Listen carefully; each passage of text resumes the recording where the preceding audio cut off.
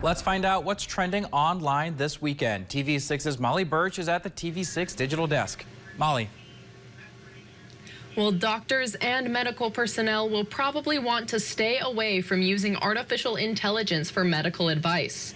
Researchers at Long Island University posed 39 real-life medication-related prompts to the free version of ChatGPT.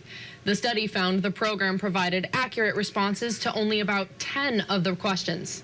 For 29 out of the 39 prompts, answers were incomplete or inaccurate, or they didn't even address the questions. When researchers asked for scientific sourcing for answers, the platform fabricated references and citations in some cases.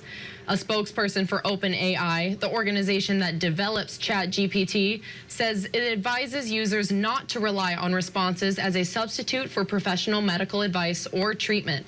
In this study, ChatGPT answered around 75% of the questions incorrectly. Clint? Yeah, that is too high a percentage of me to trust, for me to trust Molly, but what else can people find trending online today? Well, today is National Lager Day, making it the perfect opportunity to grab a pint and cheers with your friends. Lager beer is usually lighter in color and one of the more carbonated types of beer.